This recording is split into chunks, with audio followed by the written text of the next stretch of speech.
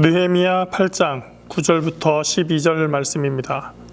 백성이 율법의 말씀을 듣고 다 우는지라. 총독 느헤미야와 제사장 겸 학사 에스라와 백성을 가르치는 레위 사람들이 모든 백성에게 이르기를, 오늘은 너희 하나님 야훼의 성일이니 슬퍼하지 말며 울지 말라 하고, 느헤미야가 또 그들에게 이르기를, 너희는 가서 살찐 것을 먹고 단 것을 마시되 준비하지 못한 자에게는 나누어 주라.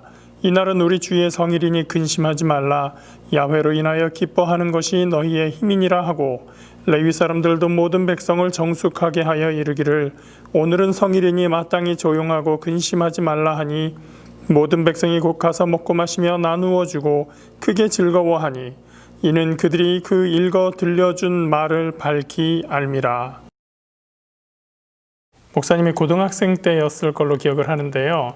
그때 학생들한테 인기 있었던 영화 중에 하나가 그래 가끔 하늘을 보자, 이런 제목의 영화였었어요. 당시에 출연했던 배우들이 굉장히 인기 있었던 사람이었기도 하지만 그때부터 하늘을 한번 보자라는 생각을 좀 많이 하면서 지냈었던 것 같아요. 이번 주 하늘 한번 봤나요, 친구들? 정말 가을 하늘답게 파랄 뿐만 아니라 목사님은 구름이 있는 하늘이 그렇게 좋더라고요. 그래서 구름이 가득한 그런 하늘들을 많이 볼 수 있었던 이번 한 주간이었습니다.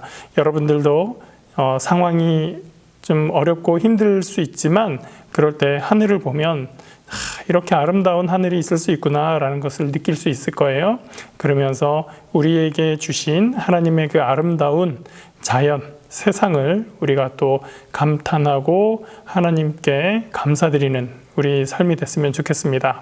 오늘 느헤미야에 대한 세 번째 시간입니다. 지난주에 배웠던 것을 한번 복습해 볼까요?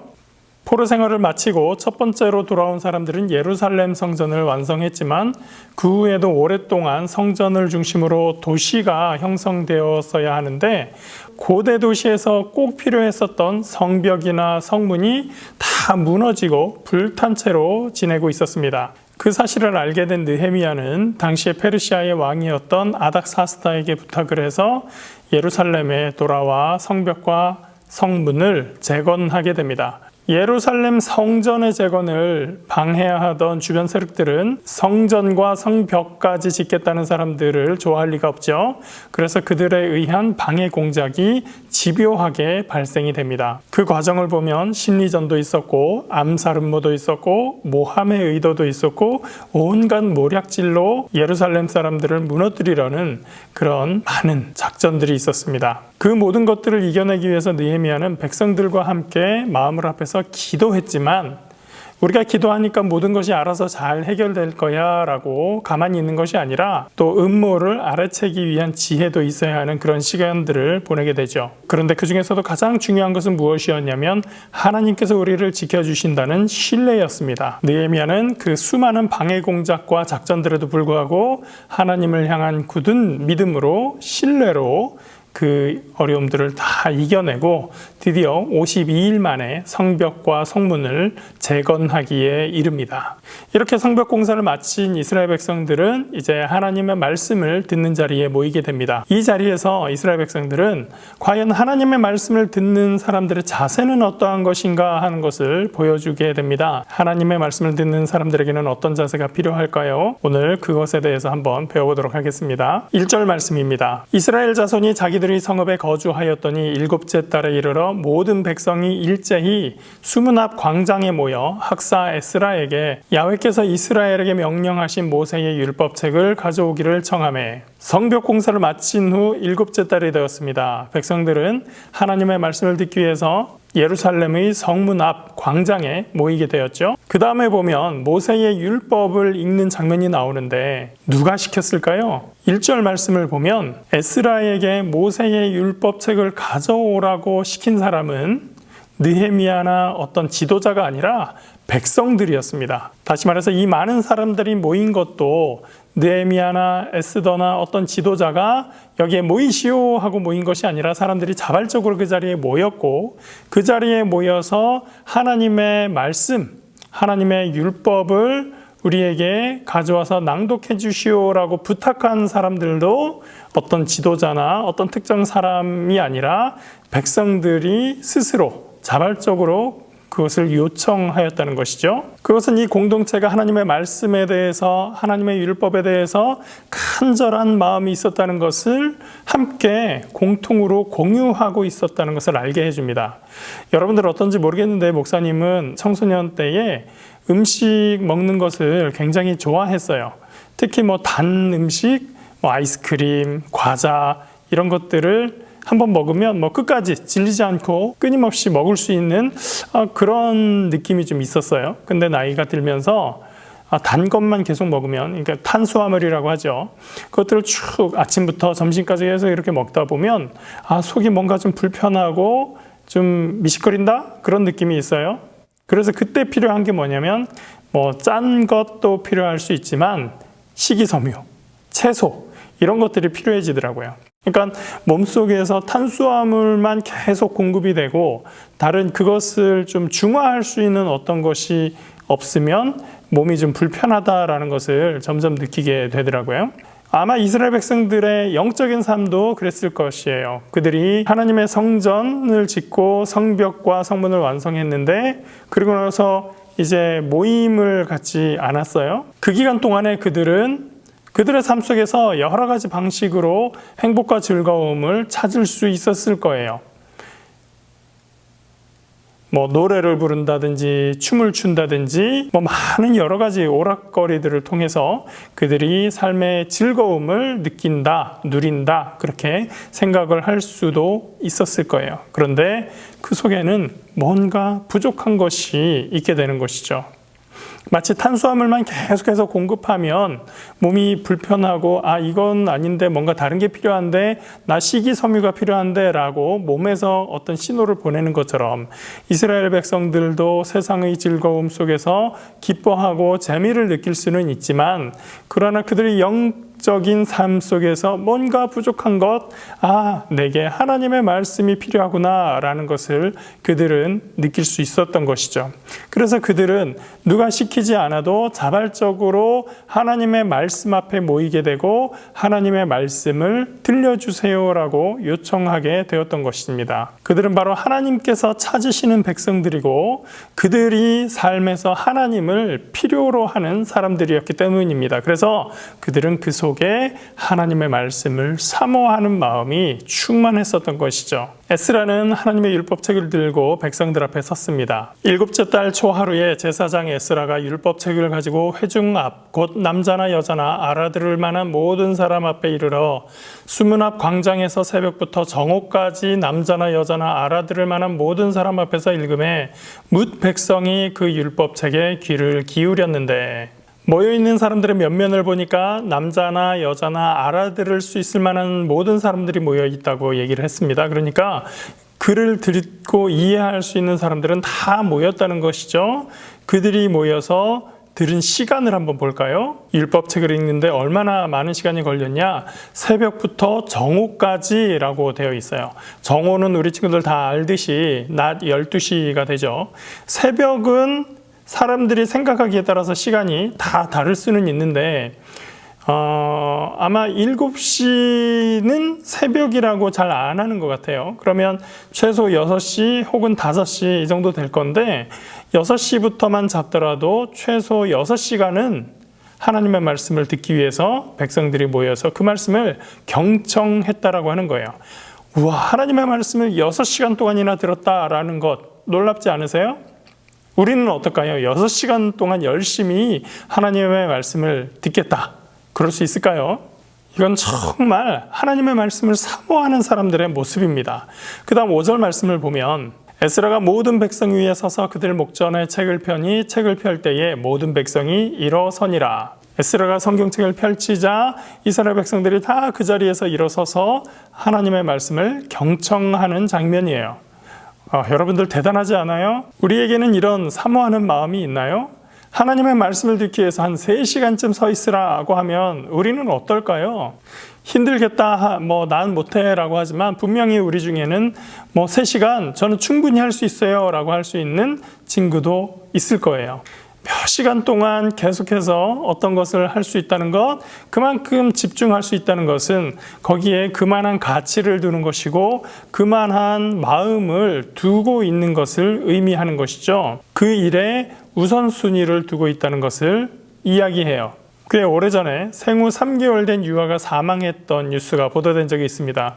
그 뉴스가 보도된 이유는 뭐냐면 그 부모가 이 아이를 죽게 만든 과정 때문이었어요. 그 이유가 뭐냐면 이 부부가 PC방에 가 있느라고 아이를 돌보는 일을 제대로 하지 않았던 거죠. 아이에게는 몇 시간 간격으로 젖을 먹이는 것이 굉장히 중요한데 PC방에 가서 몇 시간 동안 아이를 돌보지 않고 놔두는 바람에 아이가 굶었었던 거예요. 그래서 마침내 죽음까지 이르게 되었었던 일이죠. 분명 이 부모들이 집중하고 있었던 것은 아이는 아니었어요. 이들에게 가장 우선순위는 게임이었었던 거죠. 여러분은 몇 시간씩 집중해서 하는 일이 있어요? 그 일은 과연 어떤 일일까 한번 생각해 봤으면 좋겠어요. 그리고 그 중에 하나님의 말씀이 들어가는가? 나는 하나님의 말씀에 집중할 수 있는가? 그것도 한번 생각해 봤으면 좋겠어요. 지난 여름방학 중에 우리 중고등부에서는 여름 성경 묵상 주간을 가졌습니다. 애초에는 목사님이 매일 성경 한 장씩 기록하는 거, 필사하는 걸 시켜보면 어떨까요? 라고 이야기를 했는데 우리 선생님들이 우리 애들 그런 거 안 해요. 그거 귀찮아요. 재미없어요. 막 그러셔서 그럼 무슨 방법을 할 수 있죠? 그럼 뭘 할 수 있죠? 하고 의논을 하다가 그래도 우리가 지난번에 배운 말씀들을 가지고 주요한 요절을 좀 적는 정도, 그리고 그 말씀에서 우리가 배울 수 있는 것을 한번 이렇게 살펴볼 수 있는 그런 정도면 괜찮겠다 해서 목사님이 교재를 만들고 여러분들과 함께 나눴었던 거예요. 그래서 기쁘게도 몇 명이 열심히 참여해줘서 우리가 이 하나님의 말씀을 함께 나눌 수 있는 시간을 가졌습니다. 여러분들이 이 하나님의 말씀에 대해서 많이 관심 가지고 그 말씀을 통해서 또 내가 하나님의 뜻이 무엇인지를 알아가는 것, 그것이 우리에게는 참으로 중요하다고 목사님은 믿습니다. 여러분들도 그 말씀 안에서 하나님의 뜻을 알고 하나님의 방법대로 이 세상을 살아가는 그러한 친구들이 되기를 주님의 이름으로 부탁을 드리겠습니다. 말씀을 읽는 사람들에게는 또 어떤 자세가 필요할까요? 6절 말씀입니다. 에스라가 위대하신 하나님 야훼를 송축하며 모든 백성이 손을 들고 아멘 아멘 하고 응답하고 몸을 굽혀 얼굴을 땅에 대고 야훼께 경배하니라. 송축하다, 찬양하다, 찬송하다 같은 말인데 이 말은 노래를 부른다는 뜻은 아니에요. 우리는 찬양합시다 그러면 교회에서 부르는 노래를 같이 부릅시다 이렇게 생각을 하는데 찬양합시다 라는 말이 노래 부릅시다 라는 말과 같은 뜻은 아니란 얘기죠.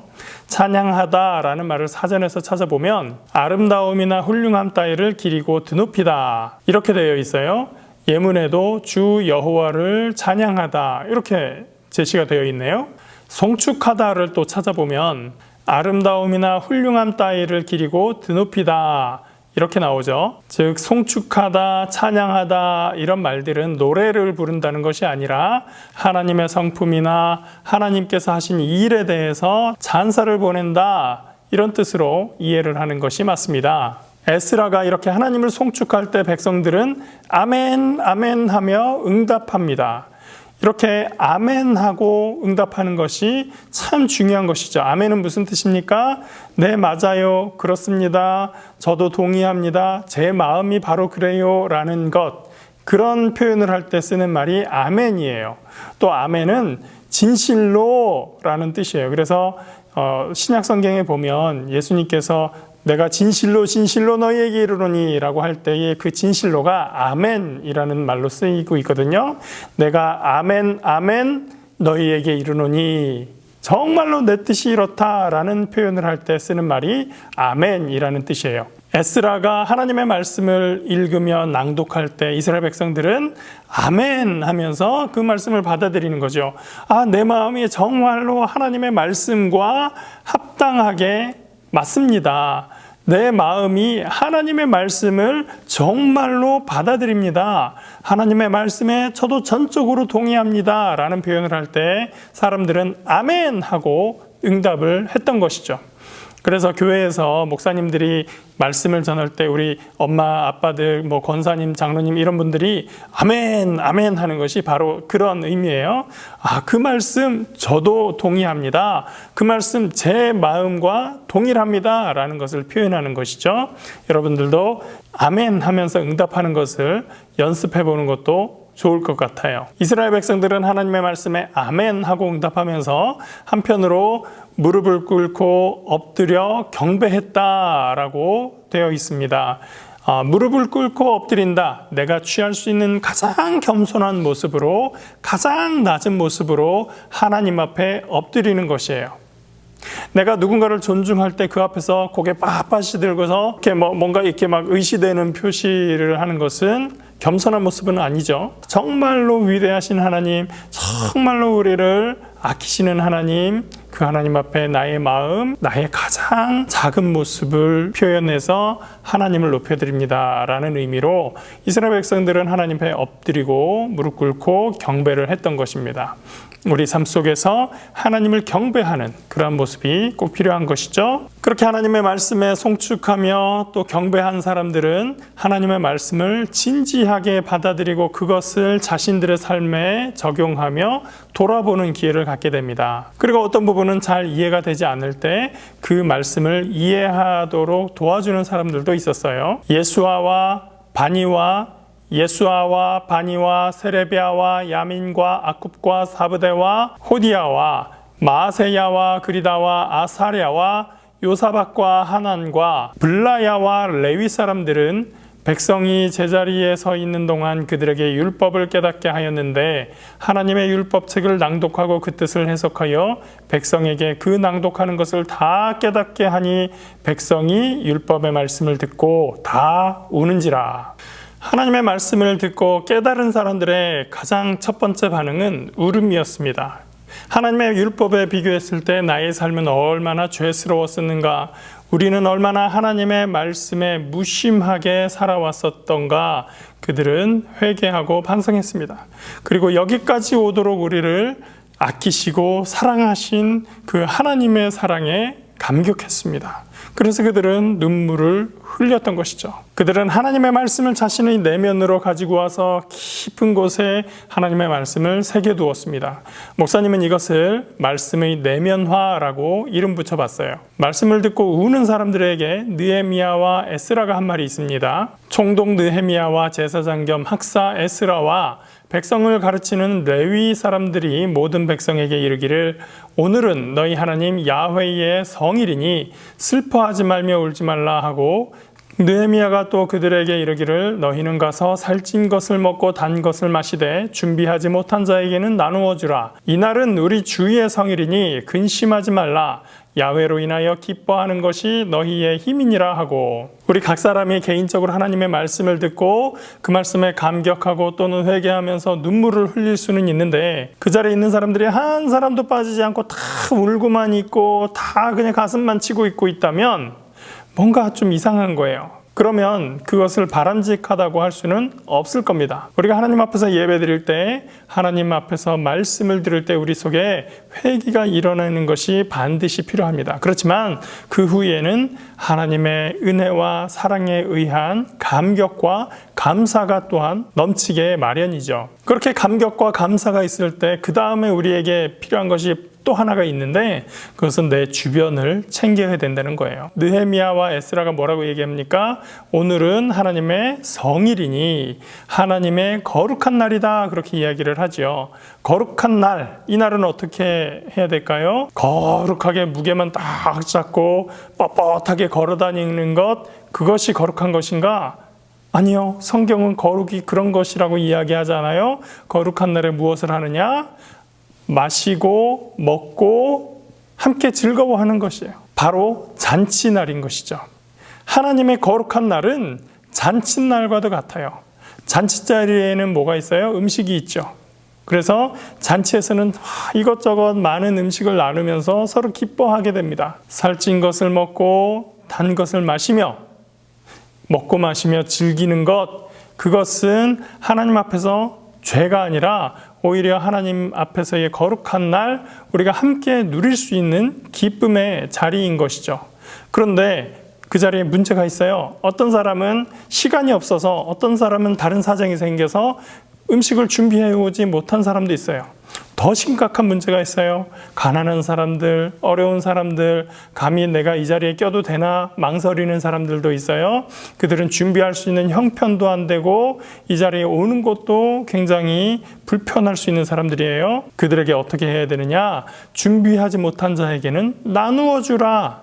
가난한 사람이 아무런 거리낌 없이 참여할 수 있는 그 자리가 바로 하나님의 거룩한 모임이 있는 자리인 것입니다. 바로 그 자리가 하나님께 예배하는 자리인 것이죠. 하나님의 말씀 앞에서 우리는 모두가 감사하고 기뻐하며 주님의 말씀에 아멘하고 나누는 자리입니다. 이것을 목사님은 말씀의 공동체화라고 이름을 붙일 수 있을 것 같아요.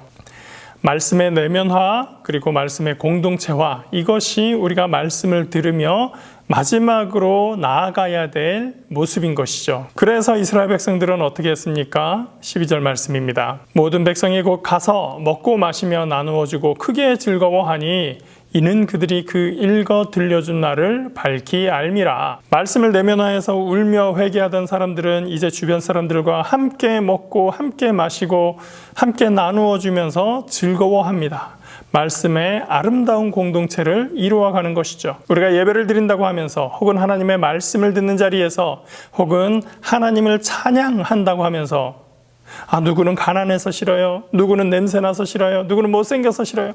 쟤는 인성이 그지 같아요. 이러면서 싫어한다면 그것은 하나님의 공동체의 모습이라고 할 수가 없는 것입니다. 생활이 어려운 사람도, 몸이 불편한 사람도, 병이 있는 사람일지라도, 또 마음이 아픈 사람일지라도 주님 앞에서 함께 위로받으며 함께 기뻐하고 감사하는 것이 하나님 앞에서 예배하는 자리의 모습인 것이죠. 오늘 하나님의 말씀을 듣는 사람들의 자세에 대해서 나누어 보았습니다.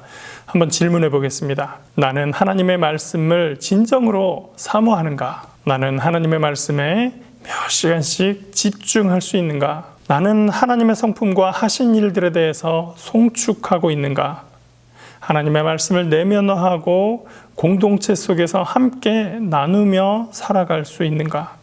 예루살렘 성전과 성벽을 재건한 이스라엘 백성들이 하나님을 향한 신앙을 회복하기 위해서 다시 말씀 앞에 모인 것처럼 우리도 하나님 말씀 앞에서 우리에게 요구되는 자세를 다시금 다잡아 참된 하나님의 자녀로서 멋지게 살아갈 수 있기를 예수님의 이름으로 부탁드립니다. 함께 기도하겠습니다. 사랑과 은혜의 하나님 감사합니다. 하나님께서 우리 친구들 사랑하시고 주님의 은혜로 오늘도 이끌어 주심을 믿고 감사합니다.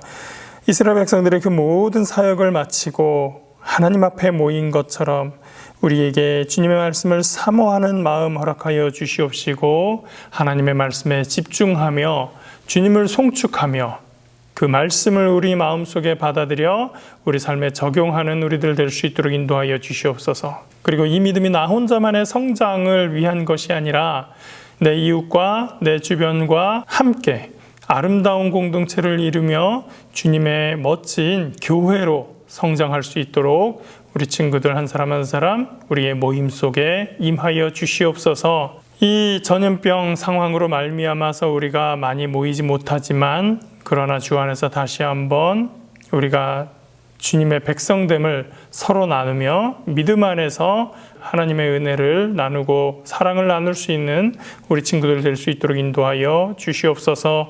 감사드리며 예수님의 이름으로 기도합니다. 아멘.